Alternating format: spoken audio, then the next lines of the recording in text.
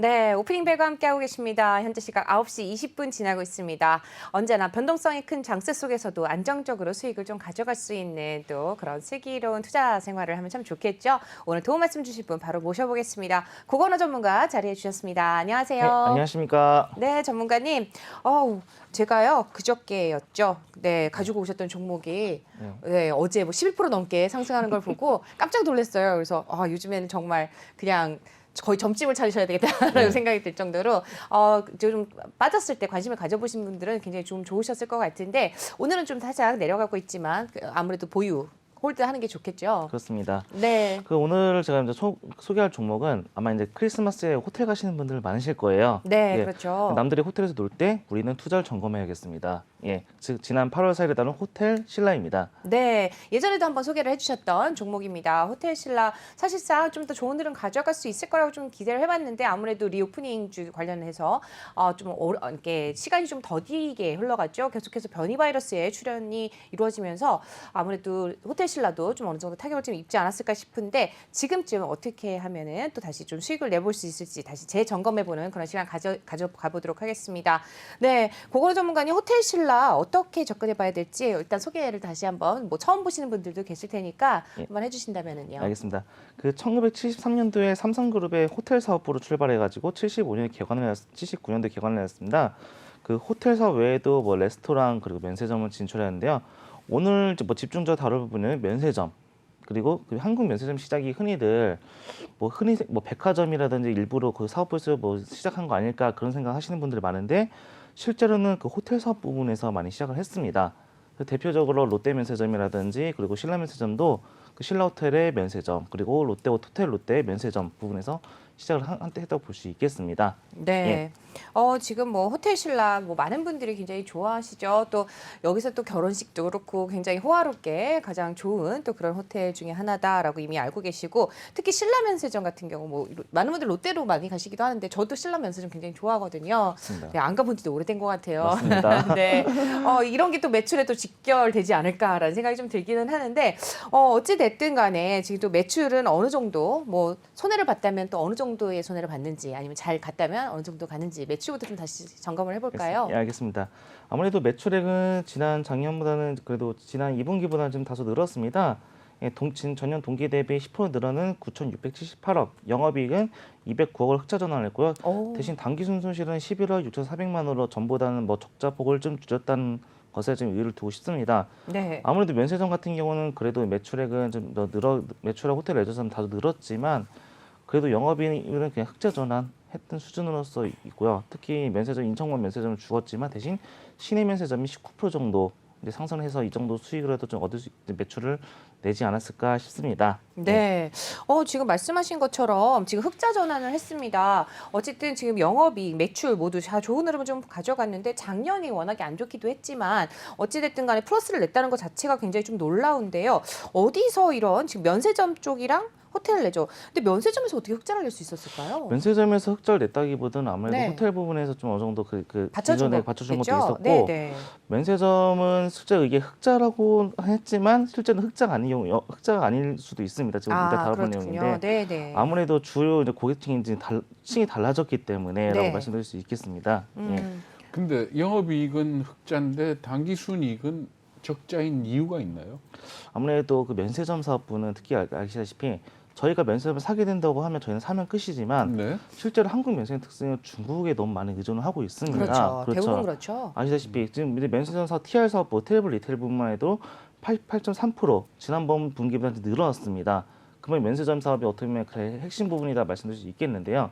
자, 이 면세점에서 흔히들 뭐 사시나요? 혹시 사실 때 주로 사시는 거? 면세점이요. 보통 예전에는 이제 화장품을 많이 사셨던 것 그렇죠. 같은데 예. 최근 들어서는 거의 대부분 뭐 명품도 많이 사가고. 그렇습니다. 네, 그렇죠. 그리고 네. 이제 말씀하시는 대로 이제 화장품 매출이 비중이 이제 늘어나고 있습니다.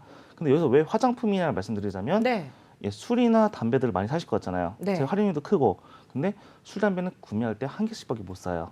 그렇죠. 그렇죠. 한도가 제한이 있죠. 한도가 있습니다. 네. 결국 매출은 한계가 있는 거고 화장품은 작고 그 면세 사이즈 계량이나 계량 이런 이제 게. 면세라든지 네. 그런 한도가 있어요. 거기 한도에 딱 거의 맞고 게다가 이제 어느 정도 소비재이기 때문에 그래도 이제 사람들이 뭐 계속해서, 통과할 때 그렇죠. 세관에서도 그냥 넘가 준다거나 그런 게 있습니다. 그래서 지속적으로 2010년부터 19년까지 그 화장품 매출이 계속 늘어나고 있어요. 국내 메이저 화장품사들 명업비에서 면세점의 비중이 50%에서 100%까지 차지할 정도로 아주 네. 중요한 위치를 차지하고 있고요. 화장품 판매 수수료도 50%로 가장 높습니다. 즉 면세점의 바잉 파워가 강하다고 말씀드릴 수 있겠습니다. 지금 예. 주로 그 면세점 말씀을 하시는데 호텔 신라의 전체 그 영업 비중 중에서 면세점이 얼마나 차지합니까? 면세점의 비중을 보시면 제가 여기서 한번 제가 자료 한번 가져왔는데요. 네. 네, 함께 면세- 자료를 예. 좀 확인을 해보도록 하죠. 예. 일단 지금 호텔 면세점 찾으시는 동안에 좀 설계를 88%. 해드리겠습니다. 거의 네. 그 정도 나옵니다. 예. 네. 거의 그 정도 나오는데 지금 아무래도 이제 면세점이 이제 왜 그러냐면 호텔 고객들층 대상으로 다시 또 집계를 해가지고 네. 한 번 더 이제 이용하게끔 하신 경우도 있고 또 호텔 신라 같은 경우는 아무래도 중국하고 떼놓을 수 없는 관계입니다. 네. 왜냐 그 중국인 관광 이동 동선에 내에 있어요. 그렇기 때문에 중국에 계속 봐야 하는 거고 뭐 흔히 말하는 딸콩들의 네. 대상 주요 쇼핑 장소로서 선호되는 상황입니다. 예. 근데 사실 따이공들이 좋아하는 거는 롯데 쪽이 더 많지 않나요? 어떤가요?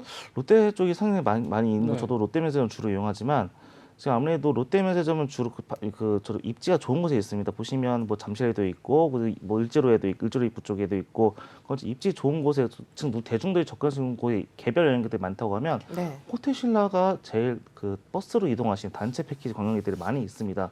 아마 그렇게 단체 패키지 관광객들이 있다는 것은 이걸 제가 한번 따져봐 이거 한번 이 그래프를 보시면 이 도표를 보시면 알겠지만 딸공들이 모집을 해서 단체 관광객들 여행사에 토스를 합니다. 네. 토스를 하지만 그래서 면세점에서 다시 보내고 그 수수료를 다시 이제 되돌려주는 그런 사업을 볼 수 있겠는데요. 자 거기서 여행사들이 제일 많이 수수료를 주는 게 어디냐 그리고 어떻게 집계하기 쉬운가 생각을 해보면 그래도 호텔 신라 입지가 제일 좋은 거다. 호텔 신라가 입지를 보시면 대중교통으로 가긴 그렇게 편리한 곳은 아니에요. 솔직히 말씀드리자면 그렇죠. 다른 곳보다는 대신 그 단체 관광객 위주로 많이 해온다고 볼 수 있겠습니다. 네. 지금 결국에는 어쨌든 호텔 신라 지금 굉장히 좋은 흐름을 좀 가져가고 있는 것 같습니다. 어쨌든 영업이익도 그렇지만 순이익에 앞서서 말씀해 주셨는데 사실상 올해 순이익도 플러스 전환 미미하지만 예. 네, 플러스 전환 될 거라고 예측이 좀 나와 있어요. 일단 지금 현재 주가로서는 좀 아직 어디까지 메리트를 좀 볼 수 있을까 한번 좀 짚어보면 좋을 것 같은데 오늘 지금 78,000원 선에서 거래가 좀 되고 있습니다. 77,900원, 78,000원 선에서 거래가 되고 있는데 전일 대비 0.52% 상승을 했네요. 지금 수급을 좀 함께 좀 살펴보려고 했더니 기관이 3거래일 연속 좀 들어왔습니다. 12월 21일부터 20일, 23일 3거래일 연속 순매수 들어왔고요. 지금 외국인 같은 경우는 샀다 팔았다를 계속 반복하고 있고 어제 개인들이 좀 순매수가 들어와 줬네요.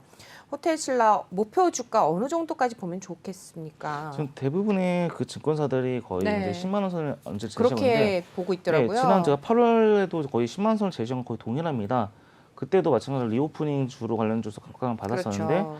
아무래도 지금 리오프닝은 개인적으로 아직까지는 멀었다고 저는 보고 있고요. 내년에도 지속되고 내후년에도 지속될 수 있다라고 지금 약간 어느 정도 보수적인 관점에서 접근하시는 게 제일 좋지 않을까 싶습니다. 근데 예. 그렇다면 결국은 면세점 말씀하신 대로 면세점이 매출의 80% 이상을 차지를 하고 있고 그죠? 그렇습니다. 면세점 의존도가 굉장히 높은데 네. 여행이 쉽게 안 된다면 결국은 면세점이 따이공 위주의 영업을 해야 될 거 아닙니까? 그렇습니다. 근데 아까 보여주신 도표를 보니까 따이공한테 대해서 상당히 할인율이 높은 것 같던데 그거 좀 설명을 해주실래요? 예, 말씀을 드리자면 이건 면세점 뭐 아무래도 특성이죠. 특성이라고 네. 볼 수 있겠는데 많이 사면 살수록 더 할인율이 높은 할인은 거잖아요. 큰 것도 있고 그 바잉 네. 파워가 사는 사람들한테 여기서 VIP라고 말하는 그러죠. OPM이 뭡니까? OPM이 영업이익률을 볼 수 있겠습니다. 일반 제일 좋아하는 고객이 개별 외국인 여행객 네. 그분들 사는 대로 바로 이제 그 영업이익으로 들어올다 볼 수 있겠고 네. 내국인 고객들은 자 거기 가서 회원카드를 만들잖아요. 그럼 그렇죠. VIP 회원카드 만들면 할인이 다 자동으로 들어가기 때문에 그렇게까지 큰 이득은 별로 없지만 그래도 준수하다라고 볼 수 있겠고요.